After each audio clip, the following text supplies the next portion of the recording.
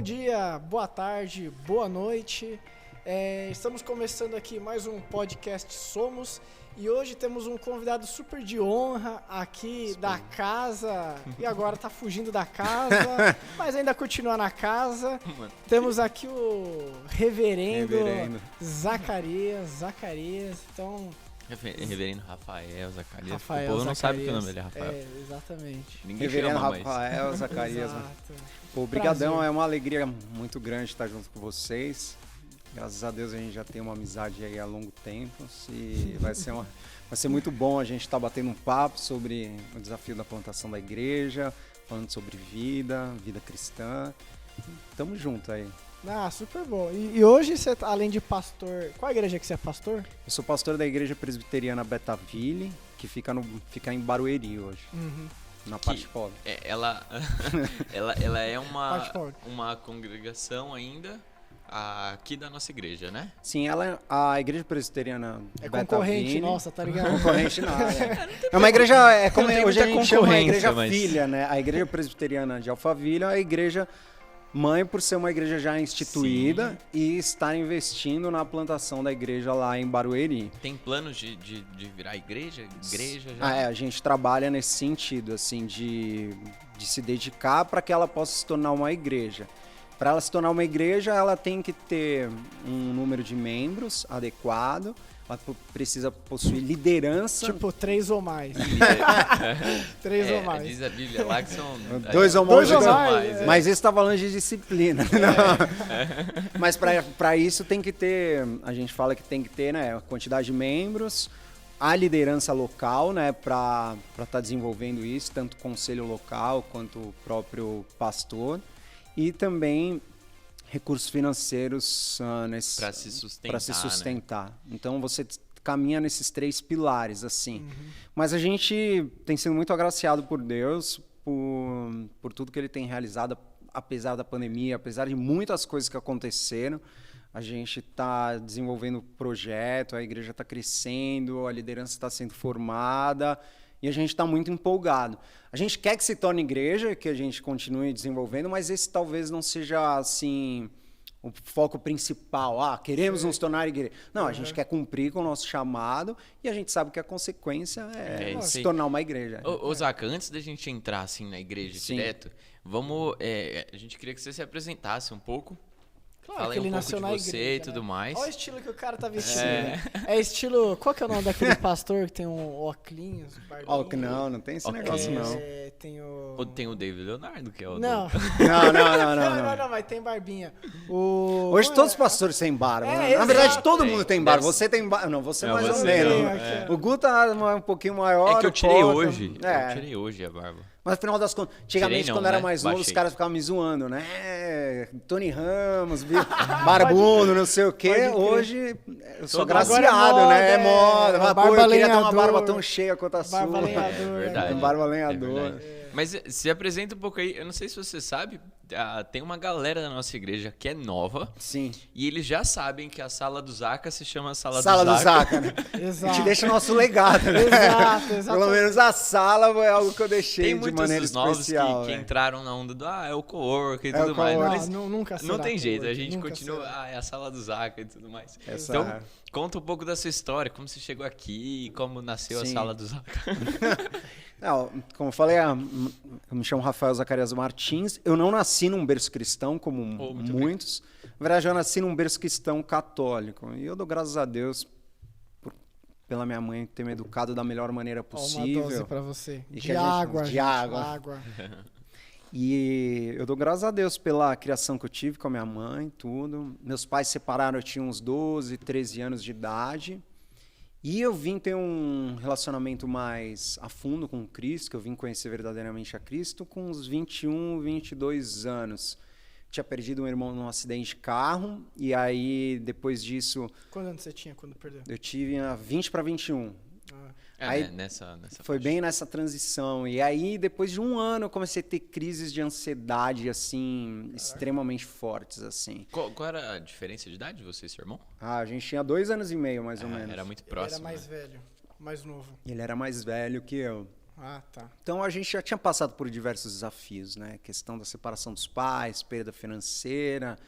E depois, com o falecimento do meu irmão, eu senti muito nesse sentido, assim. E antes você era da rave, tá?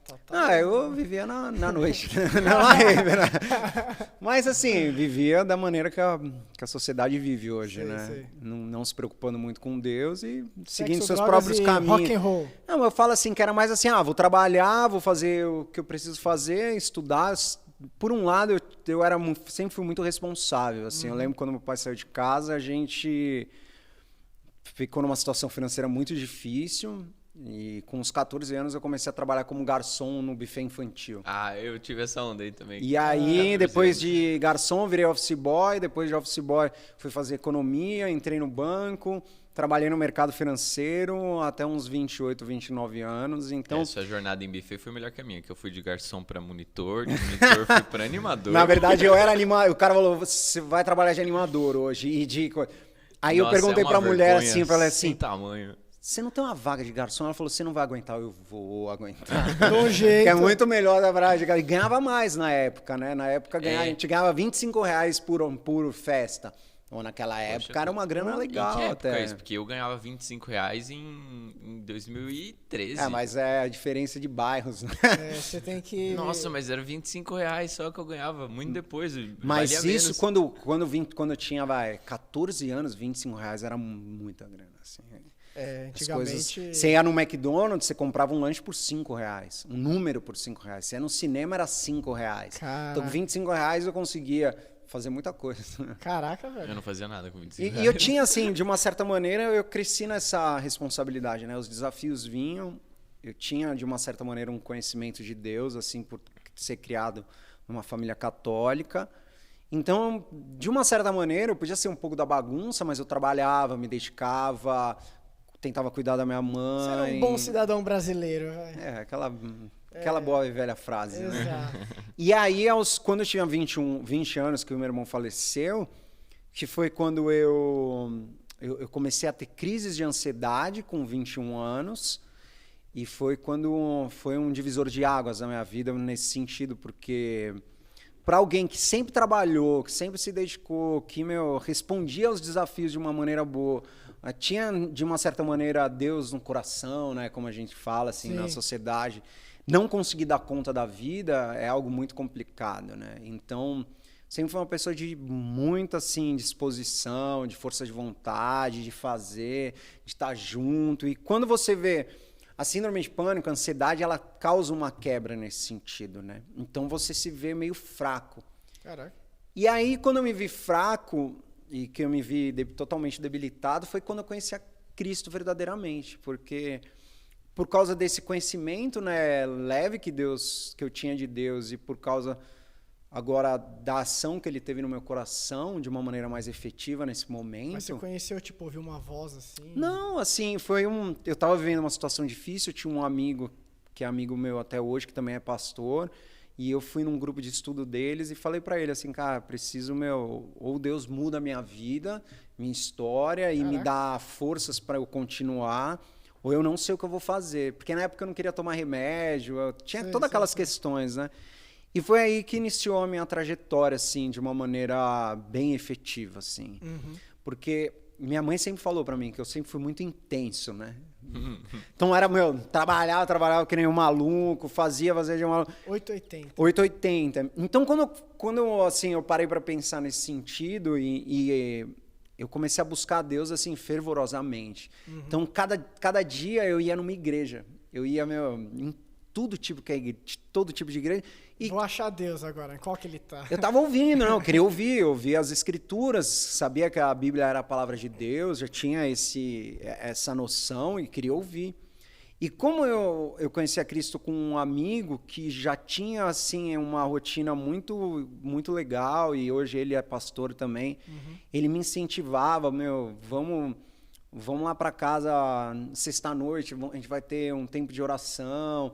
Então, como a gente fala, né, eles estavam na pegada e eu fui atrás. Sei. E eu aprendi muito nesse sentido, né? Você tá com amigos que antes eram amigos que iam pra balada com você, faziam algum... O cara, ele se converteu antes, depois, eu conheci a Cristo, ele me puxou, e a gente vivenciando a mesma coisa, então a gente se reunia sábado à noite. Era o mesmo cara que ia pra balada com você, e eu tenho muitos amigos assim, eu tenho uns 4, 5 amigos que eram amigos que iam...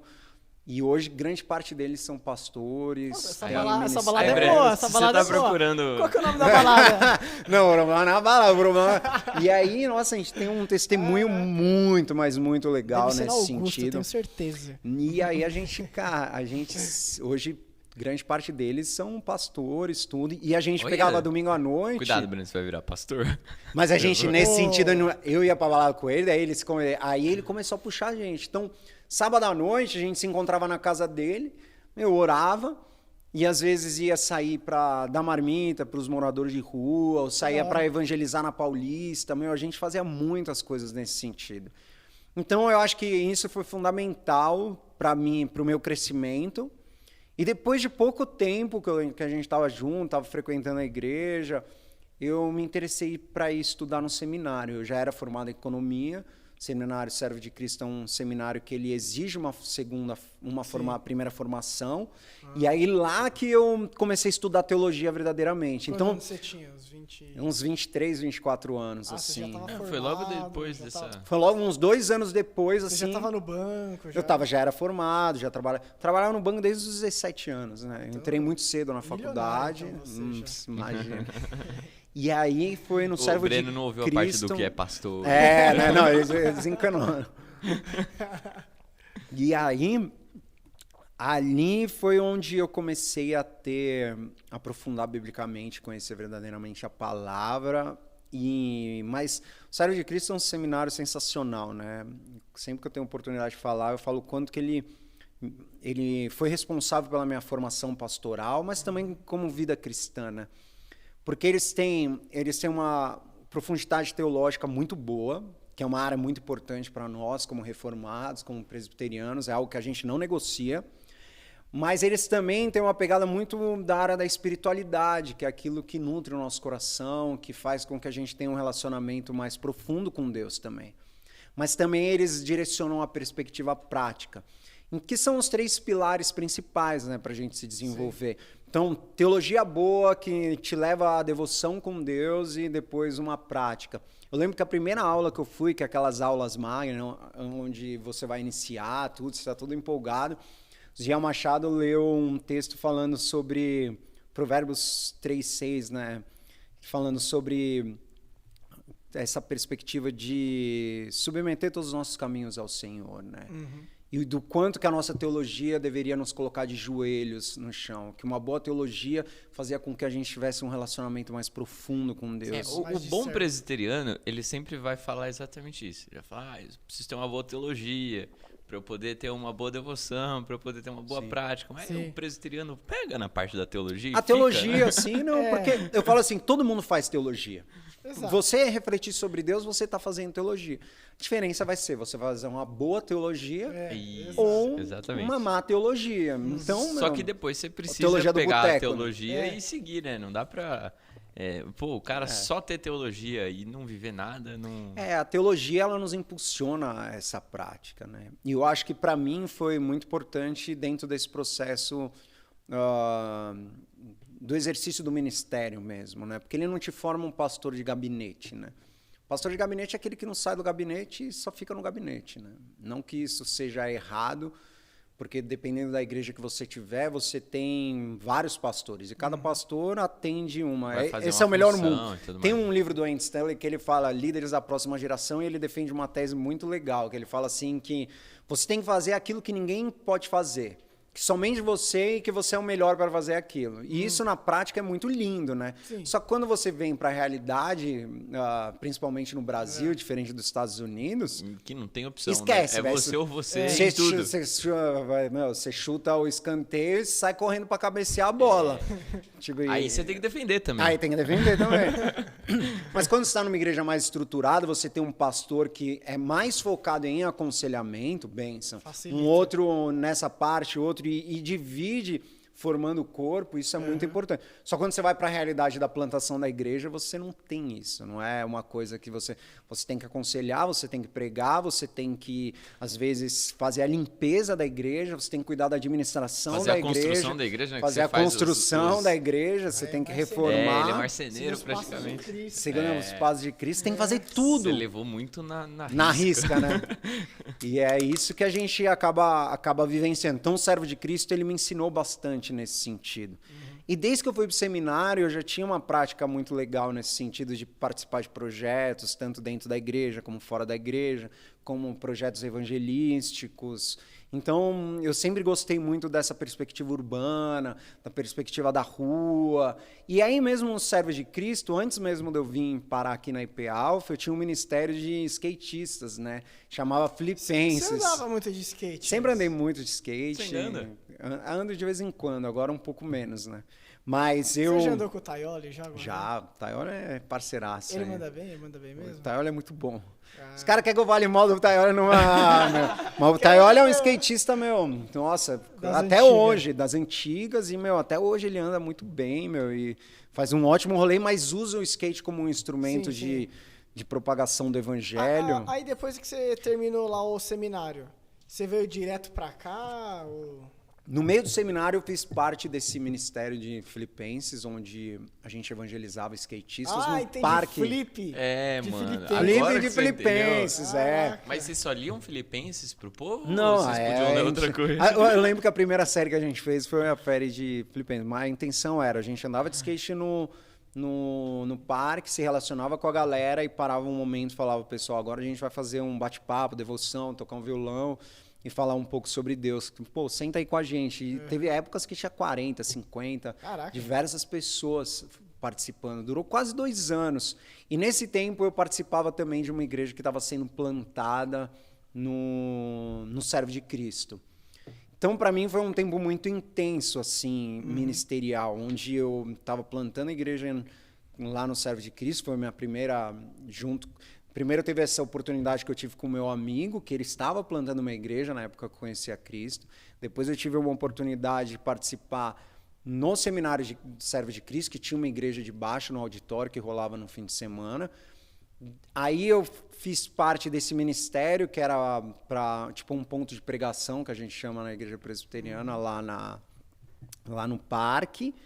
E aí, quando a igreja no Servo de Cristo fechou, eu devia estar do 2º para o 3º ano, a igreja fechou, e aí eu estava procurando uma igreja. E foi muito interessante como Deus me trouxe para IP Alpha. Eu vim num culto O cachê aqui, daqui é alto, foi isso? O cachê daqui é alto. Aí eu estava sem igreja, na época eu estava desempregado mesmo, e aí eu conhecia a Renatinha Sintra, que é uma das missionárias da igreja, ela estudava comigo. E o Vitor Fontana também estudava lá no Servo de Cristo. Então a gente tinha um relacionamento. E uma ex-namorada minha morava aqui, o irmão dela morava em Alphaville. E a gente veio visitar o irmão dela e eu falei, não, eu vou visitar a igreja presbiteriana para ouvir uma pregação no domingo. Para conhecer, né? Para conhecer. E eu sempre gostei dos lugares que eu viajo, tudo. Eu gosto de ir nas igrejas, ouvir e conhecer pessoas, tudo. E quando eu cheguei aqui, a Renatinha estava aqui. E o Vitor também estava aqui. E eu falei, que legal. E aí contei a minha história, que eu estava fazendo seminário, estava 6 meses sem pagar o seminário, estava numa situação financeira difícil, porque eu estava desempregado. E eu falei, e aí a Renatinha falou, por que você não conversa com o Wilder, né, o pastor Wilder, que eles pegam seminaristas para trabalhar e às vezes eles dão uma ajuda de custo. Entendi. E aí foi assim que eu vim conhecer o pastor, só que naquela época a gente não tinha mais vagas, né, tipo de seminaristas na época. E eu acabei, Deus colocou na minha cabeça, fica por aí. E aí eu acabei frequentando a igreja como um membro comum, normal. Me tornei membro da igreja. E aí, depois, acho que de uns 4 meses, o seminarista que ia ficar aqui acabou tendo que voltar para casa. E aí eles me convidaram. Você não gostaria de trabalhar aqui com jovens, adolescentes? E foi aí quando eu conheci vocês, e a gente começou a desenvolver. Maior felicidade, né? Cara. Qual é, mano? Aí a hora que a gente encontrou eles. Cara. E aí que começou a minha história aqui. Só que engraçado, eu consegui um emprego, eu não vim trabalhar em período integral, em uma empresa aqui em Alphaville. E eu recebi o meu primeiro salário um dia antes de iniciar as aulas. E aí, com o valor do salário, eu consegui quitar o seminário do semestre passado, senão eu não poderia regressar no segundo... Continuar. E continuei estudando, arrumei emprego e vim parar aqui na IP Alpha. Salário de 30 mil tá bom. Não, né? Seminário, graças a Deus, seminário é mais baratinho. E aí que começou, assim, eu falo que eu comecei a ter um desenvolvimento melhor como, sim, caminhar para um ministério pastoral, né? Até então, eu não tinha isso de uma maneira muito clara dentro da minha vida, mas foi aí que eu fui me desenvolvendo. E aí comecei a trabalhar. Eu trabalhava com os adolescentes na sexta, com o sábado nos jovens, domingo de manhã, domingo à noite. Trabalhava com crianças às vezes, mas assim, trabalhava geral. Fazia casamento, funeral, fazia tudo. Não, se precisar, a gente fazia. E aí eu voltava para casa, que eu morava em São Paulo. Normalmente eu dormia na casa de alguém, né? Dormia de sexta até domingo. Pode crer. E aí, na semana, eu trabalhava, e chegava no fim de semana, eu entrava fiquei freelance. Fiquei durante quase 2 anos.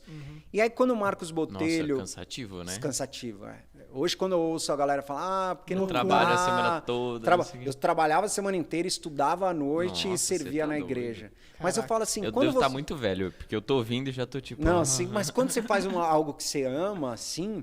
Fica muito mais fácil, né? Quando você tem um objetivo, você caminha atrás dele, né? Sim. E aí foi quando o Marcos Botelho ele foi transferido para a igreja presbiteriana da Vila, da comunidade da Vila, e surgiu uma vaga para que pudesse ter um, entre aspas, pastor, porque eu não era ainda ordenado, eu já era formado no seminário, mas não era ordenado, estava no processo, para trabalhar diretamente com os jovens aqui. E aí eu fiquei mais 2 anos trabalhando até ser ordenado para depois ser enviado para o campo. E aí fugiu daqui. Para iniciar. Na verdade, eu fui enviado. Foi tipo vai para o campo, né? Mas aí a gente foi desenvolver o projeto e aí que a gente começou a desenvolver o projeto o campo em Barueri. Que você fala é esse onde você está hoje. É onde eu estou hoje. Mas eu lembro dessa época que você cuidou da Presbi, né? Você estava à frente. Ela acontecia aqui, a Presbi, né? Na época. Sim. Lembra que a gente tinha um projeto de... Sim. O que era o projeto? A gente ia desenhar a Bíblia toda, né? Em um videozinho, na verdade, uma animação. Nunca terminamos um projeto. Foi muito legal porque nesse tempo de jovens a gente fazia isso, né? A gente lia a Bíblia juntos, a gente, se dedicava. E eu gostava muito porque era assim, sempre como eu falo desde o meu início, sempre fui muito intenso. Então respirava aqui, né? Como eu dormia aqui, acabava o grupo, vamos sair junto, vamos estar junto, e eu acho que isso... Mas era isso mesmo. Eu lembro que a gente fez muito estudo aqui. Você lembra que a gente fez naquele sofazinho ridículo ali? A gente tava lá no canto, tipo, morrendo de sono. Sim. Nossa, cara. E eu lembro até hoje que a gente fez uma devocional e a gente ficou se perguntando de relacionamento, não sei o quê.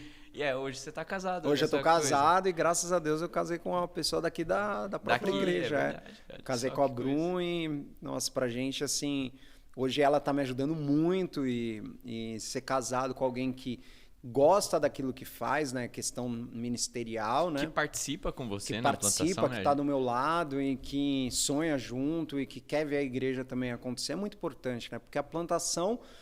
ela exige muito da gente com o nosso todo, né? É o que a gente falou. Lá a gente limpa, arruma, prega, discipula. Agora, que nem agora, ela está no Encontro das Mulheres lá. Ela é líder do Encontro das Mulheres, fazendo um trabalho muito bacana. Ser esposa de pastor já não deve ser fácil. Já não deve ser fácil. De um pastor que está plantando uma igreja. Não deve ser mais... Fiquei meio emocionado ainda. Nossa, cara, lá e a gente... foi desenvolvendo ainda. Exato. Você vai colocando na conta, vai na conta muita coisa, né? E essa é a primeira igreja que você está plantando? Assim, eu participei de outras plantações, mas assim, estar à frente de uma igreja, plantando uma igreja, essa é a primeira vez que E como é que é, tipo, como é que é eu fico pensando no começo. você junta uma galera, montei um grupo no Zap aqui, bora se reunir num salão de festas. Na verdade, a igreja lá, ela surgiu de um projeto lá de São Paulo, de uma outra igreja de São Paulo, que estava à frente. Projeto? Todo mundo fala projeto. Projeto porque você tem que desenhar começo, meio e fim. Então é bem pesquisa. Você monta um escopinho ali. Um escopo e vai. Vamos fazer isso. E aí eu fui trabalhar junto com esse pastor na época, e ele já tinha começado um grupo básico. Porque quando você vai fazer hoje uma plantação de igreja, qual que seria o processo maior? Primeiro você se sente vocacionado nesse sentido, ou seja, Deus te chama, porque é algo muito específico, né? Você sente um quentinho no coração. Não é nem quentinho, eu falo assim, a fé ela tem um lado racional, tipo, a fé ela fala assim, não, vai, você tem que crer porque Deus está à frente de todas as coisas, sim, mas são algumas características que te ajudam a perceber se você vai conseguir empenhar, que nem um pastor que é mais gabinete de aconselhamento, talvez para ele plantar uma igreja seria muito difícil. Você tem que estar na rua, você tem que estar visitando, você tem que estar desenvolvendo diversas questões para que a igreja possa desenvolver. Sim. Mas quando você inicia, você é chamado por Deus, e aí você escreve um projeto, né? Ora a Deus, escreve um projeto aonde que você quer desenvolver, sim, como você vai desenvolver, quem são as pessoas que vão estar com você, que seja um grupo base que a gente chama. Né? Tá, você já tem uma equipe. Você tem que ter um grupo base, né? Você tem, que seja 10 casais ou 5 casais, são essas pessoas. Mas, casais de membros, assim. Às vezes... Ou você abre as portas sem ninguém sentado e fala... Não, ele fala. O processo... Ele e as cadeiras. Por isso que existe uma igreja-mãe. Normalmente o processo da igreja presbiteriana é isso. A igreja surge dentro de uma outra igreja, né? Então, às vezes é um pastor, é um grupo que está localizado numa região um pouco mais distante e que tem a disponibilidade e que tem o chamado, então você senta, Então aí depois de você juntar um grupo base, você fica quase um ano só desenvolvendo esse grupo base, tá? Desenvolvendo uma liderança desse grupo, para que aí você possa iniciar os cultos públicos, para que aí você possa abrir a porta para as outras pessoas e para que aí a igreja consiga. Só que a gente herdou um projeto que era de uma outra igreja e que já tinha algumas pessoas, mas grande parte dessas pessoas não estão com a gente hoje. Então, a gente fez uma transição nesse sentido. Eles estavam no hotel, depois a gente foi para um local fixo, que só que era sobre loja. E aí, quando a IP Alpha assumiu à frente do projeto, assumiu em outubro de 2019, se eu não me engano. Porque 2019, outubro normalmente é quando a gente toma as decisões, assim, nos concílios e coisas nesse sentido. Então, tomou a decisão no conselho local, tomou a decisão no concílio maior nosso, que é o presbitério, e aí a IP Alpha assumiu. E aí, assim, agora a IP Alpha é a igreja mãe, ela vai nos ajudar, a gente já tinha um grupo base, a gente estava localizado ali em Barueri, próximo do parque, num sobreloja, só que de repente veio a pandemia. Então imagina, você está recomeçando um projeto, desenvolvendo para ir avançar, e aí o que acontece? Vem a pandemia e fecha tudo, né? Só que é interessante, eu casei um mês antes da pandemia. Nossa, pode crer. A gente casou um mês antes, aí depois que a pandemia veio. Vocês conseguiram viajar? A gente viajou, quando voltou que estourou a pandemia. Sim, que bênção. Deus foi bom. Nossa, demais, cravado. Deus é bom e manifestou esse seu amor através assim. Só que aí, chegou março, né? Imagina eu plantando uma igreja. Início de casamento. Super novo, né? Eu tenho 35 anos. Sim. Sim, é uma responsabilidade muito grande. Para plantar uma igreja, você não planta igreja só com recursos de uma igreja, né? Então, a IP Alpha, ela é a igreja mãe, ela abençoa o nosso projeto. O presbitério abençoa o nosso projeto de outra maneira. Tem um pouquinho a JMN, que é a Junta de Missões Nacionais da igreja, coloca recursos financeiros também. E aí tem os membros locais que já começam aí. Mas então, tipo, R$100 mil, assim? Não, é mensal. E aí vai fazendo assim... Os parceiros, eles vão contribuindo... É mensal e burocrático, né? Totalmente.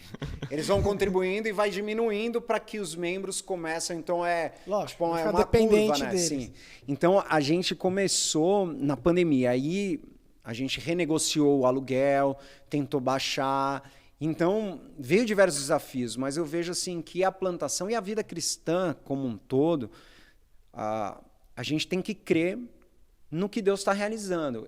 Eu até quando eu vim aqui, me convidaram, eu falo muito sobre a missão de Deus e a história de Deus e a narrativa de Deus, que era aquilo que até a gente estava desenvolvendo, né, naquele desenho todo.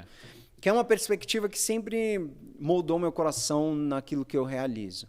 Deus está sobre todas as coisas para restaurar todos os danos que o pecado causou. Sim. Ele tem um ápice da história, que é a vinda de Cristo. Cristo sobe aos céus, o Espírito Santo desce, e aí o Espírito Santo capacita a igreja que foi confiada a Jesus Cristo para que, através disso, ela possa cumprir com a missão de Cristo até que Cristo volte e restaure todas as coisas. Então começa a criação, queda, redenção e consumação de todas as coisas. Então a igreja, seja a igreja presbiteriana em Alphaville, seja a igreja presbiteriana Betaville, nós temos um chamado. O chamado qual que é? Fazer discípulos. Sim. Então, qualquer igreja ela tem o mesmo chamado. Uhum. A igreja é o quê? É todos aqueles que creem em Cristo, que se unem como corpo para fazer discípulos, para propagar as boas novas, para apontar para aquilo que um dia Jesus Cristo vai fazer no final, né? Então, a gente apresenta Cristo, a morte e ressurreição de Cristo, as pessoas conhecem a Deus através disso. Aí nós discipulamos e ensinamos as pessoas a obedecerem aquilo que Cristo nos deixou. E vai assim capacitando vai as pessoas. É o processo do que Cristo coloca em Mateus 28, do 18 ao 20, né? A grande comissão. Então, desde o ponto que você apresenta o evangelho, a pessoa conhece a Cristo, depois você batiza ela é inserida no corpo, e aí, através disso, nós vamos ajudando ela a ser um discípulo de Cristo e cumprir com esse chamado. Então, a missão da igreja é essa. Então, quando eu olho para a missão da igreja, assim, é isso que molda o meu coração. Então, quando a gente estava no meio da pandemia e que muitas pessoas estavam com medo, tudo, eu tinha claro no meu coração, Deus é soberano sobre todas as coisas. A obra que ele começou, ele vai terminar, como fala em Filipenses 1:6. Ele vai executar. Ele vai executar, ele que vai fazer. Ele vai dar a gente é o instrumento. Então, o que a gente precisa é ter fé, estratégia e agir. Então, eu oro, coloco as estratégias, vejo o que Deus deseja e vou para cima. E aí a gente estava num sobreloja, e aí Deus colocou no meu coração e falou, agora é hora de se alugar um lugar diferente, né? Maior, um galpão. Não, porque assim, a gente sobreloja uma é muito... nave. Uma nave não. Sobreloja é muito difícil acessibilidade, crianças... Tem escada. E a gente tinha um público-alvo, a gente sabe que Barueri é um público onde tem casais com primeiro, segundo filho, casais novos, e para você subir com um filho no colo é difícil, para você ter um idoso é difícil, para um deficiente físico, um deficiente também é difícil. Então, quando deu uma pandemia, eu falei, agora é uma hora para a gente buscar um imóvel, porque eu tinha certeza. Tá tudo lá embaixo. No meu coração, eu falei, uma hora essa pandemia vai acabar e a gente vai ter oportunidade de estar num lugar melhor. E foi quando a gente achou o imóvel da Igreja Presbiteriana Betaville lá no bairro do Betaville, né? Você tá quanto tempo lá? Aí a gente alugou, conseguiu, em maio começou a negociar, em setembro fechou, fez uma ótima negociação. Setembro do ano passado, né? Setembro do ano 2020. passado. E aí deu um ano de igreja lá. Quando a gente estava nessa mudança da pandemia, a gente perdeu muita gente. Muita gente. Imagina. Graças a Deus a gente não perdeu pessoas que faleceram, que é algo muito doloroso, mas a gente perdeu por causa desse movimento, desse êxodo, né? O cara sair da cidade grande, voltar para casa, porque agora ele trabalha em home office, então... Não precisa mais estar ali e tal. Na hora da pandemia a gente viu, a gente não tem mais ninguém, né? Tipo, tinha uns 3, 4 casais e eu querendo alugar um lugar que, entre aspas, seria mais caro, mas na estratégia de falar, não, a gente vai ter um local onde a gente vai conseguir desenvolver um trabalho melhor, então... O nosso processo de plantação de igreja foi um pouco diferente do que um processo normal, mas a gente foi crendo nesse sentido. Deus que realiza a obra. É Ele que vai fazer o negócio acontecer. A gente precisa só ouvir para onde o Espírito está nos guiando, né, nesse sentido, e executar da melhor maneira possível. E aí foi interessante, setembro, e aí a gente alugou um local que antigamente era uma antiga balada. Olha só a balada voltando. Ó a balada voltando. Aí, já tá voltando às origens. Já, e o local, cara, assim, tava destruído. E aí que entra essa questão de você ter que fazer tudo. Então, mas tava pensando aqui, você falou, espaço era de balada e tal. Breno não, eu tava pensando, mas tipo, você tem um espaço lá, o galpão, o Sim. espaço tá, tem infraestrutura, tal. Não rolaria, tipo, você alugar o espaço pra eventos ou pra uma balada? Balada não, vai. Tipo, Não, daria para fazer algumas outras questões, balada de trabalhar véio, um pouco um empreendedorismo cristão para que o próprio local se... Mas quando a gente chegou não daria para fazer nada, porque precisava reformar o local. Sim. Tava assim, nossa, eu tenho um vídeo... Mas pode fazer isso aí. Então, depende do que... O que a gente está fazendo hoje é um bazar lá. Ah, tá. Não faz muito sentido Sim. você ter uma igreja num espaço. O que a gente pode fazer, assim, às vezes são palestras falando sobre saúde, são temas que refletem a graça de Deus. Que talvez você não esteja pregando o evangelho de uma forma direta, né? Falando sobre morte e ressurreição de Jesus Cristo, mas você está promovendo uma conexão com o bairro, que é um processo que eu vou explicar um pouco melhor para você nesse sentido. Mas o que a gente fez primeiro? Pô, entramos lá, estava destruído. As pessoas não aguentavam ficar mais em casa. Sim. Falei para o povo assim, vamos para a igreja, vamos trabalhar junto. E é uma das coisas que eu tenho aprendido muito, que o discipulado, ele é lendo a Bíblia, assim, você sentando e lendo, e isso a gente realiza lá. E hoje eu tenho um grupo de senhoras idosas que eu faço isso à tarde, onde a gente lê as escrituras, onde eu desafio elas a pregar o evangelho, e é muito bacana. Mas quando você chama as pessoas para caminharem lado a lado, eu acho que quando Cristo mandava os discípulos e mandavam eles caminhando em dois, até que eles chegassem, né, aos locais onde eles desenvolveriam esse trabalho, é o lugar onde você compartilha a vida, compartilha o coração. Sim. E imagina naquela época, Jesus ele enviava, só que imagina, você já tinha andado 20 dias com Jesus direto. Imagina quantas histórias estavam no teu coração, na tua mente, aquele negócio bombando, e você falando, meu... E o discipulado que você estava tendo. Né? O discipulado que você estava tendo, aí Deus te dá uma oportunidade para você ir caminhar com alguém que está vivenciando a mesma coisa que você para pregar o evangelho. Então, lembra quando a gente estava num acampamento que a gente foi caminhar e que a gente estava trocando ideias sobre a vida? Eu lembro desse... Nossa, tava eu, você e o Breno ainda. Nossa, a gente falando. Primeiro a gente foi correr. Caminhando não, correndo, cara. Então, não fui... Nossa, a gente foi correr. Foi um dos maiores erros da minha vida, porque a gente foi correr, só que o Breno tem asma. Sim. E você tinha alguma coisa também. Aí eu tava meio ruim. Aí depois a gente voltou caminhando. Só que foram só vocês dois, porque eu fui querer acompanhar o tio Mauri e o tio Mauri não para, né? O maluco corre Ironman. Aí eu corri os 20 quilômetros lá com eles, sei lá quantos foram. Foram muitos. E aí essa questão, a gente não ia andar compartilhando a vida, compartilhando os sonhos. Então eles faziam isso, né? E aí eu fiz esse processo lá na igreja. Então o processo da igreja, de mexer na igreja, né? De trabalhar a questão estética, de pintar, de tudo. Sim. Querendo ou não, é um discipulado, onde a pessoa conhece mais da sua vida, onde você compartilha também a visão, a missão e os valores da igreja, aquilo que você quer desenvolver. E isso foi trazendo mais forma, foi trazendo união para a igreja em um momento difícil. E o nosso papel era sempre propagar as boas novas e fazer com que as pessoas sonhassem, né? Tipo, as pessoas sonhando. E, cara, isso foi muito legal. E ficar junto em comunhão também. Ficar junto em comunhão. Então, a gente tem, assim, um dos valores nossos lá.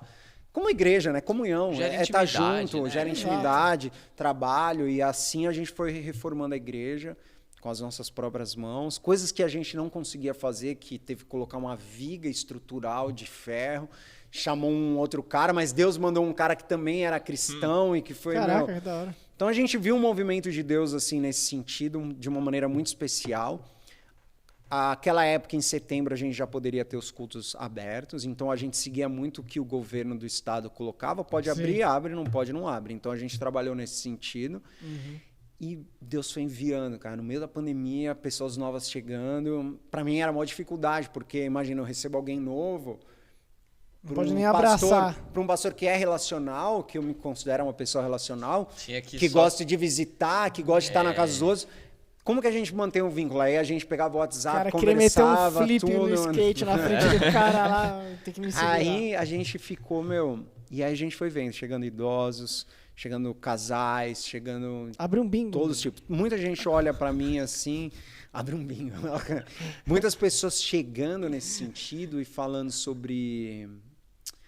Muitas pessoas olham e falam, você é jovem, né? Sua igreja é uma igreja de jovem. Eu falo, não, uma igreja é uma igreja, né? Igreja é igreja. Igreja é igreja. A igreja, o lado bonito da igreja é a diversidade, né? Igreja de jovem, o que é? Fundo preto, então, fumaça? Hoje eu tenho, tenho jovens, tenho idosos. Hoje nós temos muitas crianças. Isso é muito legal, porque a gente vê essa questão de ver o futuro da nossa nação, né? E pensa no amanhã, sua igreja, com essas crianças mais velhas. Crescendo. Então, a gente tem uma diversidade muito grande. Então, de setembro até mais ou menos de janeiro, a gente abriu os cultos, trabalhava e foi chegando. E aí teve momentos que a gente teve que fechar novamente, porque teve a fase roxa e coisas nesse sentido, e aí a gente reabria e ia trabalhando nesse sentido. E a igreja de 10 pessoas que tinha... Hoje a gente tem uma rotatividade de 85 pessoas, sem contar as próprias crianças, Sim. Que criança tem umas 25. Contando só os homens, igual na Bíblia. Criança e mulher não conta. Mas a gente... Cuidado. A gente conta todo mundo. A gente conta tudo. A gente conta. Mas aí a gente tem hoje, graças a Deus, a gente tem cultos de manhã e à noite, a gente tem uma escola dominical de manhã, a gente tem um estudo de quarta, a gente tem os pequenos grupos. Nossa, a gente tem um bazar funcionando de terça a sábado que vende roupas e também trabalha essa perspectiva de se conectar com o bairro. E a gente está começando a desenvolver projetos evangelísticos. Hoje a gente tem um grupo de louvor muito mais estruturados com o Samuel, que é nosso líder hoje. Hoje nós temos a Bruna. Samuel já veio aqui cantar na presbítera. Brabo demais, Samuel é incrível, sensacional e tem um coração assim... A gente tem a Bruna, que é minha esposa, que trabalha no Ministério de Jovens. A gente tem a Carol, que cuida do ministério junto com a família dela, o Ministério Infantil. A Bruna, assim, foi uma perda, né? Uma perda aqui pra vocês. Aqui pra gente, porque ela foi embora. Ela, foi lá com você. Tá lá cuidando de tudo dessa igreja. E ela trabalhava aqui nos jovens com a gente. Sim. A Bruna, quando eu fui, entre aspas, líder aqui dos jovens, pastor dos jovens, ela foi um presidente, trabalhou na espiritualidade. Ela foi presidente nessa época, né? É verdade. E tudo. E foi uma pessoa que... A gente voltou com espiritualidade, sabia? Uma parte muito boa da vida, né? Não, era uma parte importante. É bom, né, às vezes. É bom, às vezes. Trabalhar a devoção. E assim, hoje a gente tem o Ministério de Louvor, o Ministério Infantil, o Ministério das Mulheres, o Ministério dos Homens, que eu lidero. A gente tem o Bazar. A gente tem diversas frentes que estão trabalhando para a igreja se desenvolver. Mas hoje, assim, é desafiador, porque... Você vai recebendo as pessoas, você vai liderando, capacitando elas para que elas possam servir. Então, é uma velocidade muito rápida. Assim, é diferente de uma igreja que já está muito mais estruturada, onde o cara passa muitas vezes por uma sala de membro, as coisas vão acontecendo, aí depois ele... Lá a gente faz meio que tudo juntos, assim. Sim. E é o que a gente tem realizado e é o que tem dado certo, assim. Eu falo que a gente faz de uma maneira para que a igreja esteja unida no mesmo propósito, né? Pô, e eu tava pensando, porque vocês abriram lá no Betão. Não, mas tá pensando, porque eu sou dentista. Sim. E, vou abrir meu consultório, tem o projeto, todas essas coisas. Agora você sabe como é um projeto. Aprendi agora, eu vou usar projeto pra tudo, acho que serve pra tudo. Projeto é muito bom. Aí, não sei o que é projeto, é um projeto. Aí, que nem, querendo ou não, você tem que dar uma olhada pra ver se tem outros dentistas ali na região. Sim. E no caso, rola concorrência, assim? Tipo, outra igreja bate de frente. Olha que interessante. Quando a gente achou... Joga tomate em você. O bairro do Betaville é um bairro que tem mais ou menos uns 7 anos. É um bairro que tem uma visibilidade muito grande em Barueri. É um bairro que tem ali a feira noturna lá embaixo, tem o ginásio. E é um bairro onde grande parte dos empreendimentos mais novos de Barueri estão localizados lá. Então é um bairro novo que está desenvolvendo, está crescendo... E que é muito enxuto, porque é um bairro de 3 ruas, mas tem mais de 12 prédios. Caraca. Então você tem uma presença vertical muito grande, você tem uma presença comercial muito grande. Então, assim, a nossa igreja foi a primeira igreja do Betaville. O cara já tá calculando o dízimo já. Não, que é isso, velho. A gente sabe que a perspectiva financeira Deus vai sustentar e, meu... A gente não se preocupa. Mas quando a gente olha aqueles prédios, a gente olha assim, como nós podemos propagar as boas novas lá. Sim. E aí que entra um pouco dessa questão... Tinha outras igrejas lá perto. Não, lá não tem outras igrejas. Não tem, ele falou que foi a primeira, você não viu? Foi a primeira igreja do Betaville. Foi a primeira igreja do bairro. É a igreja presbiteriana hoje, Betaville. Então, isso é muito bacana, porque a gente está desenvolvendo um projeto onde não tem a presença de uma igreja. Eu acho que agora nós temos mais uma igreja, mas você desenvolver um projeto onde não tem igrejas é muito importante. Sim. Principalmente num bairro onde você tem uma presença vertical muito forte. Você pode chamar atenção, bota o som no talo. Assim. Não, isso aí você vai espantar. Você então, manda embora, né, hoje o bairro do Betaville é um bairro de prédio, classe média baixa, classe média alta, mais ou menos. E é um bairro que está se desenvolvendo, com muitas famílias novas. Então, a gente vai fazendo, para plantar uma igreja, você faz a leitura do bairro e vai desenvolvendo projetos para que você possa se conectar com bairros. Então, quando a gente fala, eu quero ter um ministério infantil forte, é porque no meu bairro tem muita criança. E eu acho importante a gente receber essas crianças. Falo até para o pessoal, se não tiver quem dê aula aqui, eu vou subir para dar aula para as crianças. Então, eu desafio, pô. Mas hoje a gente já tem uma estrutura muito legal assim de crianças, tem desenvolvido, tem crescido. Mas eu creio que a plantação da igreja... Qual que é a diferença de uma igreja que já está plantada para uma igreja que está em processo de plantação? A gente fala que a missão da igreja é a mesma, né? Sim. Que é propagar as boas novas e fazer discípulos. Sim. Só que quando você está plantando uma igreja, a melhor maneira de você evangelizar, a melhor maneira de você desenvolver esse projeto é evangelizando pessoas. Então, hoje, a igreja presbiteriana crê que a melhor maneira de você cumprir com a grande comissão é plantando igreja. Sim. Porque quando você tem uma igreja estruturada, você tem que resolver diversos problemas que uma igreja que está sendo plantada não tem. Exato. Você pega novinho em folha, praticamente. Você está ali, você tem outros desafios. Você vai criar os problemas. Você tem outros desafios, mas você consegue se comunicar muito mais fácil. Algumas barreiras que você tem numa igreja mais antiga, porque eu acho que é menos você gente, não eu acho tem. Que fica mais fácil a comunicação. Mais fácil de lidar, é menos Quantos membros menos precisa problemas. ter para passar? Não é definido. Não é definido. Não.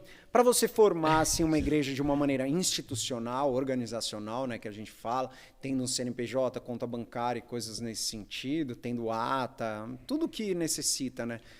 Você precisa ter liderança, números de membros e questão financeira. Dentro da perspectiva... mas não específico. Não tem algo específico. Precisa ter essas coisas. Se tiver mais ou menos 100 pessoas, dentro dessas 100 pessoas, a gente vê que as pessoas estão dizimando, estão sustentando a igreja. E que se tem uma liderança que consiga atender. Que consegue atender. Tudo não, eu posso formar a igreja. Uhum. Só que é aquela velha história. Às vezes você tem uma pessoa que o dízimo dela representa 80% da igreja. Sim. Aí você tem que parar para pensar assim, falando assim, não, eu não posso formar uma igreja. Porque eu não posso depender de uma pessoa. E nem a intenção nesse sentido. A gente vê assim, quando tem uma igreja... Fácil. Chama ela para virar presbítero, ficar no conselho. Não. Na verdade, assim, tem um processo que a gente aprende assim. Eu, particularmente, não olho o extrato bancário e não sei quem dá e quem não dá os dízimos da igreja. Né? Eu deixo isso com o meu financeiro, eu já tenho uma pessoa do financeiro lá. Ele só me passa como estão as finanças da igreja nesse sentido. Balanço, a gente está em... Toda segunda-feira ele me manda um relatório de quanto entrou dízimos, ofertas, tudo, para a gente ter uma noção de como está a situação, caso precise pedir ajuda para algum parceiro ou algo nesse sentido. Mas um conselho que eu sempre dou para os pastores, não saiba, porque...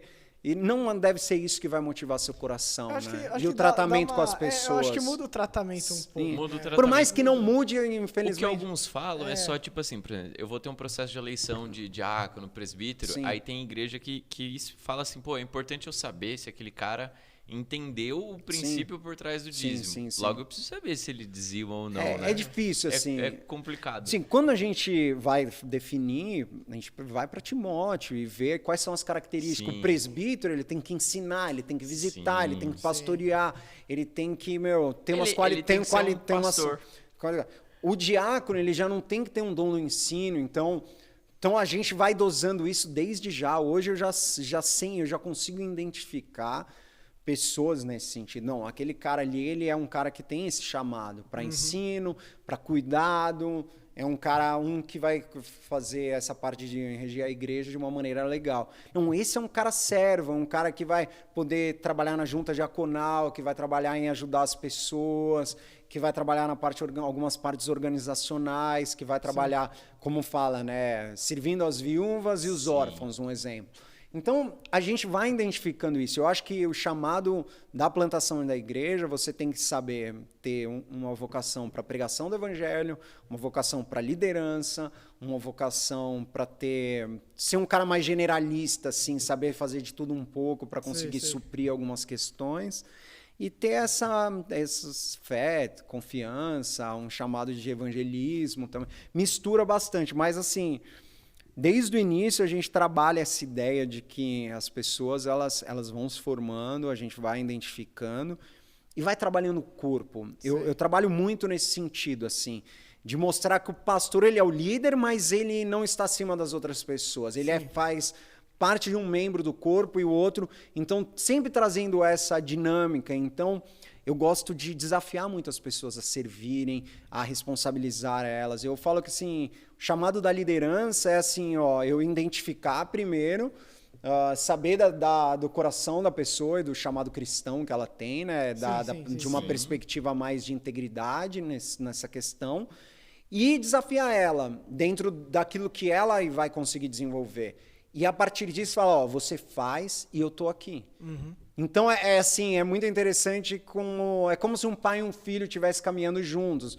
O pai fala, vai indo lá que eu tô indo atrás de você. E aí o filho tem confiança porque o pai tá atrás dando uma olhada. Eu acho que a liderança, às vezes, no início, fica de olho e fica tal. E aí ele vai. Ou quando o filho tá andando de bicicleta, o pai tá segurando atrás, de repente ele solta e o filho não vê. Então, o processo da liderança, você tem um pouco nesse sentido. Você vai delegando, acompanhando e percebendo como a pessoa está desenvolvendo e encorajando ela. E aí, através dos erros dela, você senta, conversa e vê. Então, o chamado da liderança na plantação de igreja é muito importante. Então, você não pode segurar o osso para você, né? No sentido de... Então, é arriscado muitas vezes, mas é necessário. Sim. Só que quando você faz dentro desse sentido, como o próprio Cristo, vai e prega o evangelho, vão nessas tribos e faz isso, acontecer isso, você faz isso, acontecer isso, você faz isso, e depois vocês voltam. E aí os discípulos voltavam falando de coisas maravilhosas. Então, eu vejo um pouco nesse sentido. Jesus ele vai direcionando. Então, o nosso processo de plantar uma igreja, é bom por causa disso, porque você vai ajudando as pessoas a crescerem, porque a gente sabe que o chamado cristão é do dia que nós conhecemos a Cristo até o outro dia, o chamado individual é que a gente se pareça cada dia mais com Cristo. Sim. Então a gente tem que ajudar as pessoas a se parecerem mais com Cristo. E através disso a gente vai desenvolvendo essa perspectiva do trabalho. Né? E depois que vai, você como... Qual que é a palavra? Sei lá, plantador. Plantador não, sei lá, jardineiro de igreja. Jardineiro de igreja. Não, achei plantador melhor. Mesmo. Plantador, ó. Plantou a igreja lá e tal. Pô, já montou a equipe legal, já tem minha membresia. A igreja já é suficiente, ela mesma, já é autossuficiente, ela segue sozinha, sem você. Já os molequinhos lá cresceu lá do Alpha Kids e já virou... presbítero e alguns já virou pastor, já tá dentro da própria igreja, já cresceu. Aí depois que já tiver tudo encaminhado, daqui muitos anos, você sai e vai plantar outra? Você do seu chamado, assim você sente? O que eu vejo assim, hoje um processo para se tornar uma igreja, em média uns 6 anos, 5, 6 anos, do dia que você começa até o dia que termina. Normalmente as parcerias com as outras igrejas seguem esse sentido. Tá. Aí, quando você formou a igreja, tem a eleição dos pastores, que é o processo presbiteriano. Então, eles vão... E aí, pode ter a outra pessoa buscando o meu lugar? Pode. E a igreja vai decidir. A igreja como... Imagina, o cara perde pro outro cara que acabou de chegar. Não, mas aí a gente sabe que é o que Deus deseja. Sim. Mas aí, fui eleito. Aí pode ser 5 anos, aí depois de 5 anos você pode... Faz outra eleição. Eleição. Qual que é o meu desejo hoje? Hoje o meu desejo é plantar a igreja e permanecer na igreja que eu estou. Para que eu consiga desenvolver. Normalmente a gente desenvolve projetos para 10, 15 anos. Né? Para continuar impactando ali estabelecer, o bairro, sim. A vida daquelas pessoas e tudo mais. A igreja se torna a referência ali, a gente vai se desenvolvendo. Sim. É lógico, Deus pode desenvolver, mas assim...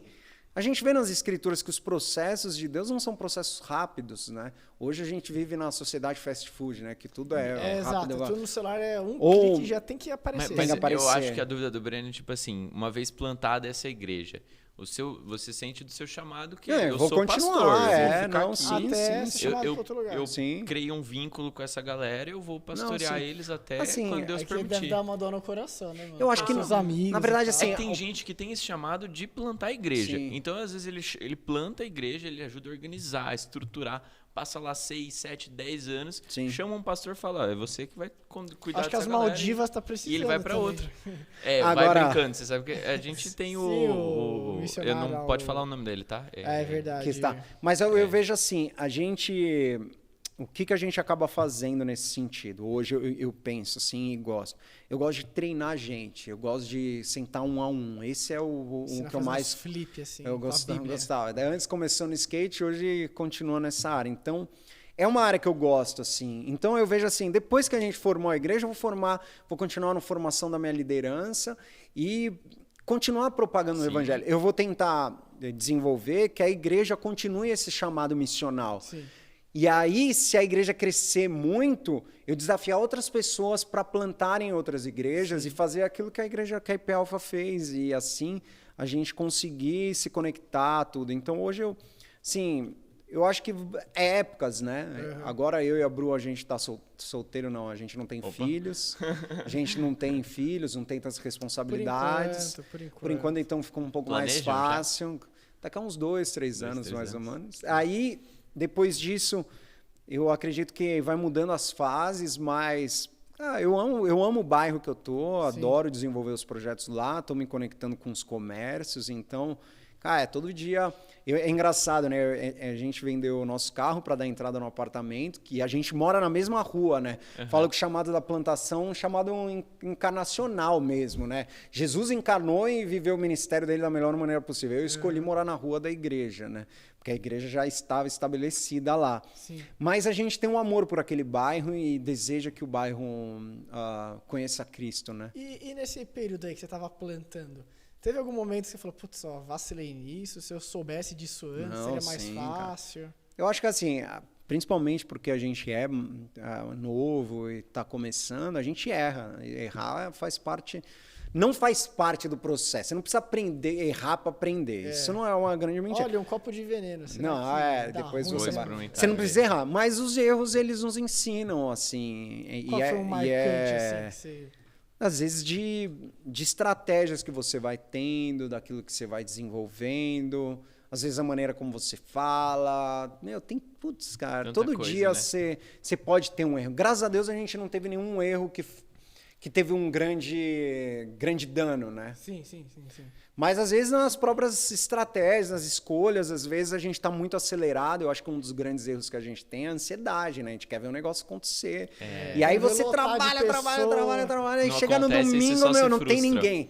Aí na outra semana você desenvolve outras coisas e de repente a igreja está lotada. A gente começou a perceber uns 3 meses atrás... Desenvolveu que a igreja uma série, assim, divulgação? A gente tenta fazer estratégias nesse sentido. Mas tinha que abrir um bingo, ia lotar lá. Mano, o Breno quer um bingo. Ele quer um bingo, eu não tenho. Cara, eu tive uma experiência com plantação de igreja que chamaram o João, que toca lá na sua igreja de vez em quando. Chamaram eu e o João pra gente fazer uma escala numa plantação de igreja, né? A gente ia tocar lá 2 vezes no mês. Tinha culto toda semana lá naquela igreja, mas a gente só ia 2 vezes no mês fazer louvor e aí nos outros 2 eu não sei exatamente quem ia, né? Ou se ia ter, eu não lembro como era, né? Mas a gente tava lá numa escala. E é um negócio muito diferente, Zaca. Tipo assim, a gente ia naquela igreja, ela ficava no Paiol, era pequenininha, era uma igreja... Eu não sei se você já chegou aí lá. Sim. Nossa... Em Santana? Eu não sei se é Santana de Parnaíba. O Paiol Velho. O bairro é Paiol, então eu acho que é Santana mesmo. Acho que é Paiol. Mas assim, é uma sensação muito diferente de você estar ali, você participa de um culto e você vê que são pessoas que estão tendo um primeiro contato, toda uma igreja, sabe? Começando é uma dinâmica muito diferente, né? É uma experiência muito especial, assim, porque... cada pessoa que chega, não que você crie uma expectativa, mas gera uma felicidade, assim. Sim. E aí a gente vai desenvolvendo, a pessoa vem um fim de semana. Aí você vê a pessoa vindo no fim de semana seguinte. Mas eu acho que tem muito isso. Tipo, você vê a pessoa... Pô, eu não fui muitas vezes, assim. Sim. O projeto lá durou... Não durou muito também. Sim. Ele fechou um pouco no começo, assim, da pandemia, né? Mas eu via algumas daquelas pessoas, às vezes, ali na fazendinha, e na hora você lembra. Porque, poxa, eu tive o primeiro contato que ela teve na igreja, aí você vê ela chegando lá e você fala, caracas, olha quem tá aqui, que legal. Tipo assim, você tá buscando. Pô, é muito legal, um negócio muito diferente. Eu acho que a plantação da igreja, ela faz a gente vivenciar de uma maneira mais intensa, né, o chamado do evangelho, né? Porque você tem que evangelizar, você vê pessoas novas chegando, você vai cuidar, você... E passa daquele... Tipo, tem a galera que consegue evangelizar porque, nunca mais vou ver a pessoa. Sim. Falei, putz, eu passei vergonha, já foi. Sim. Ali a pessoa por volta. Por isso que a plantação da igreja, plantações de igrejas são importantes dentro da perspectiva da grande comissão, porque a grande comissão é apresentar o evangelho, mas fazer o discípulo, né? O discipulado que é a perspectiva mais importante. E para fazer discipulado tem que ter tempo, né? Então antes a gente ia muito em projetos fora do Brasil ou outros lugares. Cheguei com o pessoal para os Estados Unidos, já fui para a África do Sul, já fui para outros lugares. E aí você evangelizava e voltava para casa. Nunca mais via as pessoas. No processo da igreja, eu comecei a receber equipes missionárias. Eu fiz o processo ao contrário. Então eu era aquele que recebia e aí desenvolvia projetos durante 10 dias de evangelização no bairro, desenvolvendo projetos, liderando, e você ensinando, era o cara que continuava o processo. E eu era o cara que continuava. Então é assim, quando você fala de erros, talvez não que seja um erro eu ir, mas você vai começar a enxergar o que é mais efetivo dentro da sua realidade e dentro daquilo que você está falando. Por isso que eu falo, às vezes você faz algo que é certo, mas que é o tempo errado.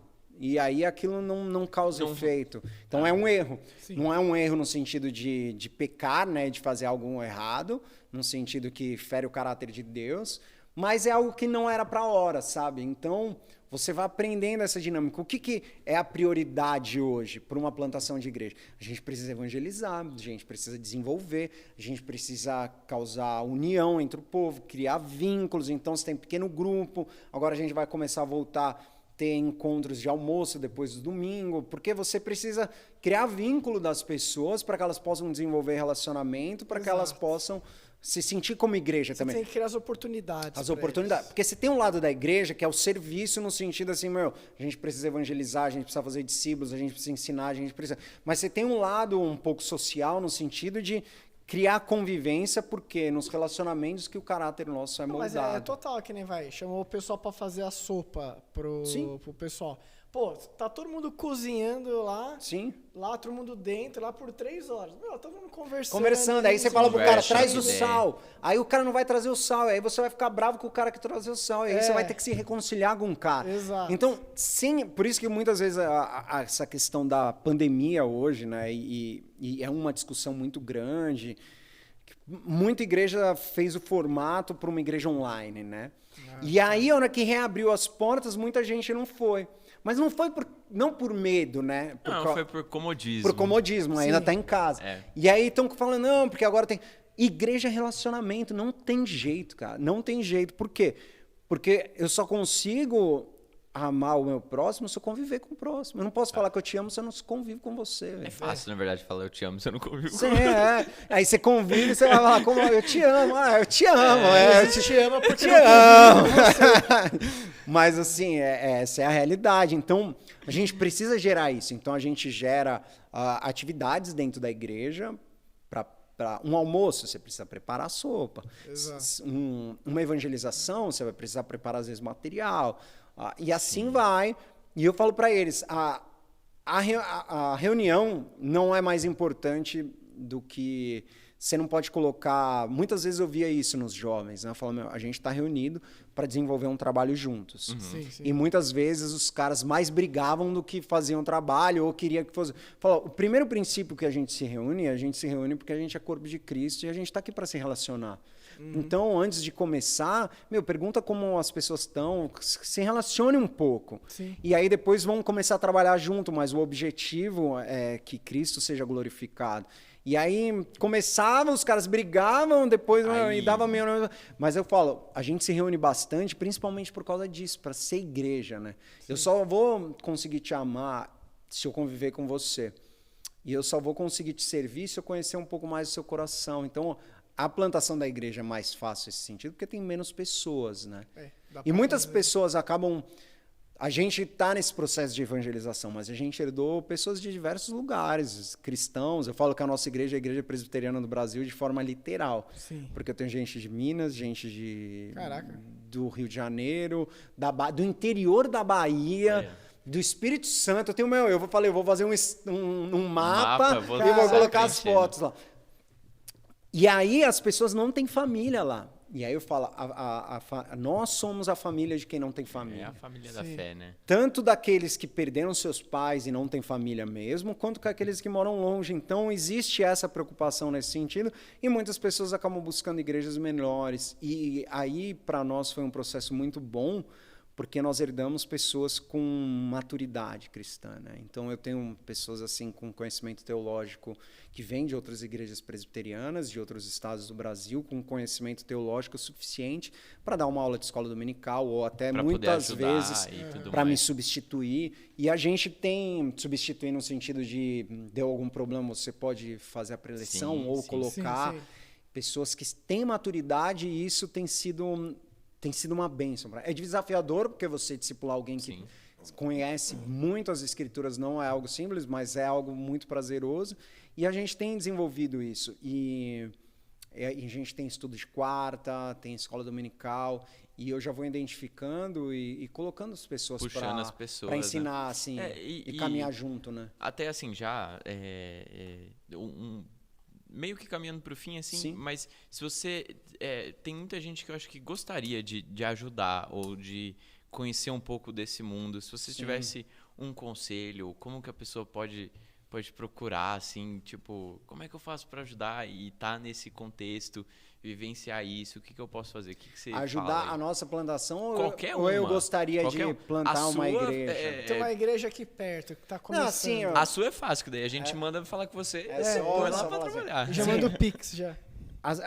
O que a gente não pode é romantizar as questões. Eu acho que quando a gente está com o pé no chão, consciente do chamado de Cristo e consciente que trabalhar por amor e alegria é uma das melhores coisas. Às vezes a gente romantiza, acha que as coisas vão acontecer rápido, não acontece. O trabalho é árduo, assim, de você trabalhando, desenvolvendo, fazendo. Então você tem que ter muita alegria naquilo que você faz para você não amargurar. Porque se você for trabalhar pelos resultados e os resultados não vierem, é péssimo. Acabou. Não, quando eu ia naquela igrejinha, às vezes eu ficava tipo, nossa, imagina o dia que eles tiverem que mudar porque cresceu e fechou. E fechou. Não tem mais. A gente passou por diversos problemas e diversas questões e a igreja quase fechou. Ela foi cotada para fechar e zerar o projeto e a gente foi atrás para que isso não acontecesse. Por outras questões, mas a igreja quase fechou. Então, romantizar não é legal. E isso eu acho que com qualquer área da nossa vida. Quando você faz com alegria e amor, pela intenção correta, você pode ter você pode ter 1000. Você vai ensinar do mesmo jeito. Eu vejo isso pelo estudo de quarta. Lá. Às vezes tem um casal, cara, eu tô ali com eles e eu trago no meu coração aquilo que eu tenho que fazer, que é ensinar a Bíblia. E quão prazeroso é ler as escrituras, conversar, falar sobre Deus. Então, essa é a minha ideia. Se tem 1000 ou se tem uma, não importa o que seja. Então, quando alguém vai plantar a igreja... A motivação é aquilo que vai ser um principal. Eu sempre dou um exemplo que é muito legal e que eu acho que ilustra bem isso, sobre a intenção do coração. Imagina, nós vamos para a gente foi lá para a África, né? Chegamos lá, os caras falam, a gente está numa crise de de água e não pode tomar banho demorado, né? Aí chegava pros jovens lá, Nossa, tudo é bem que verdade, tava né? frio pra caramba, e eu falei, não tome. Fala a verdade, teve alguém que não tomou. Teve. Teve um que a gente teve que forçar, isso eu não vou falar quem for, mas teve um que a gente forçar a tomar banho, teve que colocar ele dentro do chuveiro, falou assim, toma banho, pelo amor de Deus. Eu dou meu banho pra você, velho. Mas assim, aí você chega pros jovens, eu chego pro Breno e pro Gustavo, vocês têm que tomar banho em 5 minutos, né? E aí vocês vão lá, os dois tomam um banho de 5 minutos. Ele vai primeiro, depois vai ele, aí os dois tomaram e voltaram. Eu falei, vocês tomaram? Tomaram. E aí a gente tá tomando café, eu falei, e aí, Gu, tomou os banhos? Tomei e tal, não sei o quê. E aí o Gu fala assim pra mim, eu tomei porque, eles estão numa situação difícil, né? A água tá acabando, o negócio tá complicado, então, eu fico feliz em ajudar. E aí depois eu saio, Breno, vamos tomar um café comigo. Falei, e aí, Breno, tomou o banho de 5 minutos? Claro, vou ficar tomando bronca de pastor, bronca dos outros, né? Então, assim, você pode ter uma pessoa com as mesmas atitudes, só que com intenções diferentes. Cabeça diferente. Sim. Então, pode ter um cara que está plantando a igreja, sim, com atitudes boas, pregando, fazendo, mas com a motivação errada. Então, para nós, assim, que estamos no campo, a questão, meu sucesso não é que a igreja vai acontecer ou não vai acontecer. O meu sucesso é ser fiel a Deus e dar o meu melhor porque eu amo a Cristo, porque eu amo a Deus. E o que vai ter a consequência do trabalho. E eu acho que com tudo na vida é isso, né? Eu acho que quando Cristo fala, vinde a mim todos que estão cansados e aflitos, eu vos aliviarei, porque o meu jugo é leve, meu fardo é suave. O que acontece? Ele está falando assim, vem, porque... Cara, é o melhor caminho, faça por amor, vem comigo, vem desenvolver aquilo que você tem de... Ele tira o peso das nossas costas. Por isso que eu falo, quando a gente tem noção, né, da história, que Deus está para restaurar todas as coisas. É Deus, a missão é de Deus, é Ele. Ele é o responsável. Ele que é o pai de todas as coisas. Eu sou um instrumento e eu tenho gratidão, falar, Deus, obrigado pelo Senhor ter me chamado, né, para fazer parte disso. E assim eu vou... É a maneira como a gente não vai ficar com o coração amargurado. Então, seja numa plantação de igreja, ou seja em qualquer coisa que as pessoas forem fazer, é dentro dessa ideia. Você vai trabalhar, se você for trabalhar achando que você vai se desempenhar e que vai ser... Cara, provavelmente a chance de se frustrar é muito grande. Eu acho, e agora quando você fala assim, não, eu vou trabalhar honrando a Deus, em cada atitude que eu tiver, e não importa o que seja, meu foco não é ganhar dinheiro, meu foco não é ficar rico, meu foco é dar o meu melhor. E glorificar a Cristo a cada passo, a cada palavra. E aí o que vai acontecer? Você vai honrar a Deus. Se você ganhar bastante dinheiro, foi uma consequência do seu trabalho, mas se você não ganhar, você foi feliz em cada parte desse processo. Então eu vejo a vida como esse processo onde a gente vai aprendendo com Deus, vai se desenvolvendo e tem desenvolvido nesse sentido. Eu até tenho desenvolvido no Instagram que eu tenho, essa parte de empreendedorismo, produtividade, gestão, dentro da perspectiva cristã. Não, às vezes eu faço a marcenaria também, mas dentro da perspectiva cristã, por quê? Porque quanto mais a gente focar, que tudo que Deus nos deu é um instrumento para manifestar o reino de Deus, o amor dele e abençoar as pessoas, com certeza a gente vai cumprir com o nosso chamado da melhor maneira possível. Né? Exato. E já caminhando para o final, que conselho você daria para, pessoas que estão membros de uma igreja que está em implantação? Seria do tipo, insiste, fica, trabalha? Que seria um conselho que você daria? Assim, porque tem pessoa que às vezes vai de olheiro, vê, aquela pregação não gostei. Quem está numa plantação de igreja, ele tem que ter uma característica, um coração de servo, né? E aí, se a pessoa está na plantação de igreja, eu desafiaria a ler Isaías 53 e ler o Evangelho de Marcos, né? Que mostra o servo sofredor, né? Um Jesus que serve, que se dedica e que mostra a importância do serviço, né? Então, se uma pessoa está na igreja, numa igreja que está sendo plantada, preocupada com a pregação e coisas nesse sentido, para que tirasse o foco nesse sentido, para que ela se tornasse parte dessa igreja e para que ela pregasse. Normalmente, que nem eu tô com 35 anos. Outro dia eu recebi uma mensagem, falei, a igreja mas você tá bem, mano, 35 anos. 35 anos. Aí uma pessoa... Tá bem. Cara, 34.9. Tá bom. Aí a pessoa chega assim para mim e falou assim, a sua igreja é a mesma do Nicodemo? Nicodemos, e a gente recebe muita gente Ah, assim. é? Então, como a igreja que recebe. Sim. Por quê? Porque eles são... Eu falei assim, ó, nós somos da Igreja Presbiteriana do Brasil e nós fazemos parte da mesma igreja. Uhum. Só que se você estiver buscando um Nicodemos, eu não sou Nicodemos, porque primeiro eu tenho 35 anos e depois... A gente tem, profundidades teológicas de uma maneira extremamente Se você quer procurar o Nicodemos, diferente. procura o Breno. Procure o Breno. Agora, Melhor discípulo. então a pessoa que está na plantação da igreja, ela tem que entender que a igreja está em desenvolvimento, que o pastor está crescendo, se desenvolvendo também, e que as coisas vão caminhar junto, e que fazer parte daquilo que Deus está realizando naquele local e naquela cidade vai ser algo extremamente marcante. Privilégio, Não, né? é o galardão. Eu falo que o galardão da nossa terra é a alegria da gente servir o reino, né? Quando eu falo muito em galardão, eu penso nesse sentido, né? Como eu falo na carta de Filipenses, que fala assim, né?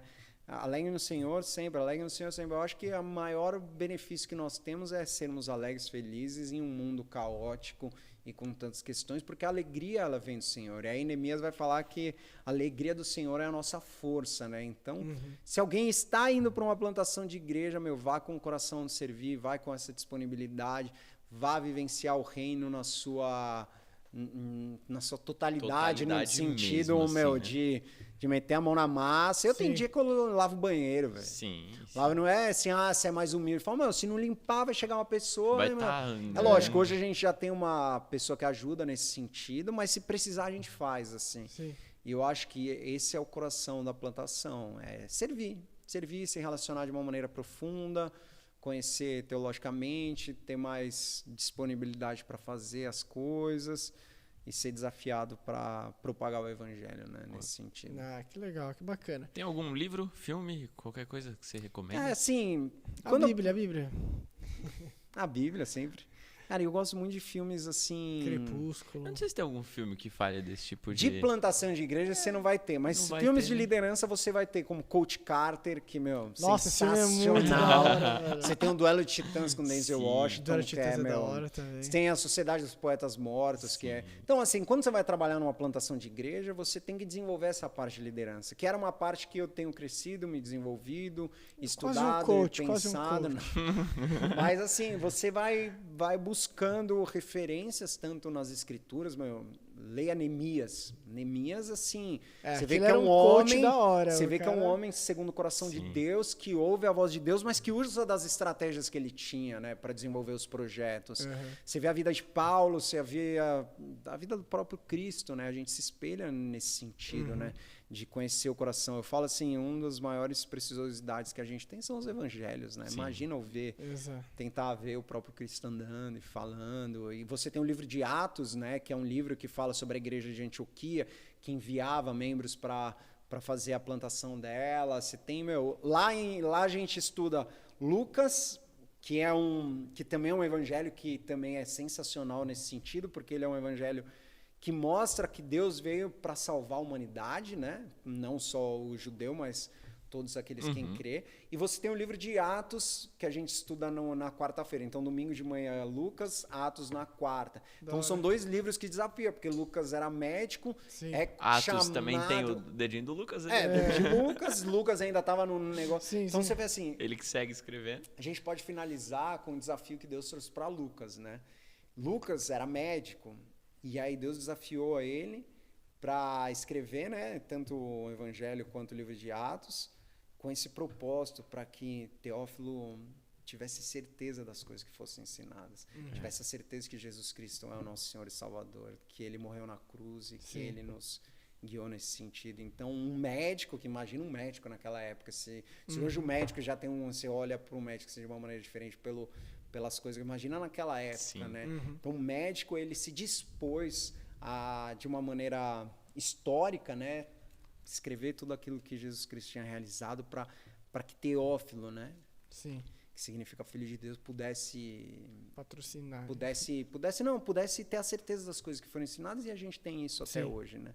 Então, isso para mim é uma das maiores preciosidades que a gente tem. Se inspire em Lucas, se inspire em Paulo, se inspire na própria vida de Jesus Cristo, desenvolva projetos do podcast, faça tudo para a honra e glória do nosso Deus, e com certeza tudo vai dar certo. Amém. E aí tem um texto que a gente deixou aqui separado, que de Paulo a Timóteo, né? E eu acho que combina super bem, que é no capítulo 4 da segunda carta a Timóteo, o versículo 2, que ele fala assim: prega a palavra, insta quer seja oportuno, quer não, corrige, repreende, exorta com toda longanimidade e doutrina. Aí ele vai falar aqui algumas coisas e no fim ele ainda termina dizendo a ele que ele seja sóbrio em todas as coisas, suporte as aflições, faz o trabalho de um evangelista e cumpre cabalmente o teu ministério. Esse é um texto muito precioso. Autoexplicativo. Autoexplicativo. Para finalizar de uma maneira reflexiva, você sabe que o tempo oportuno e o tempo não oportuno, o kairos e o akairos, né, que ele trabalha dentro dessa perspectiva do grego, é muito nesse sentido, assim, de um tempo onde todas as coisas estão boas para pregar o evangelho. Onde o cara tá assim com o coração sedento, assim, falando: minha vida tá horrível, eu preciso de Deus, que foi o meu caso. Tipo, eu cheguei lá, meu amigo falou assim: Jesus Cristo... E tempos que, tá tudo caótico, que parece que, as pessoas em pandemia, com tudo fechando, ninguém atrás de nada. E você tá pregando o evangelho. A verdade prega o evangelho, que é o melhor que nós temos. Amém. Então, galera, queremos agradecer aí, principalmente Zaca. Muito obrigado. Obrigadão por ter vindo aí. Cara, obrigado, Dequec, por ter vindo. E antes de finalizar, eu queria, a pedido de muitos aqui, Breno, deixa eu ver então quem são a equipe ali por trás. Então eu queria pedir o Kelvin, sobe pra cá. Vem aqui, Cris, por favor, aí. A pedido de muitos, a galera que ficou pedindo aí nos comentários me ouvindo: quem são esses meninos aí que ajudam? Deixa eu ver, solteiros. Essa equipe linda. Boa aí, né? Exato. Dá um oi na câmera. Exato. Então temos aqui o Kevin aí, o Cris aí. E que não é o Kelvin e o Cris, né? Não. Pode crer. É o Cris e o Greg. O Cris e o Greg. Exato. E é isso aí, galera. Então, queremos agradecer por ter nos assistido ou escutado, se estiverem no Spotify. Muito obrigado mesmo aí pela presença de vocês. Valeu, galera. Curtam, compartilham e dê uma força aí para a igreja que vocês tiverem, plantação, e faça tudo para a honra e glória de Deus. Amém. Até mais, valeu, gente. Até mais. Até mais.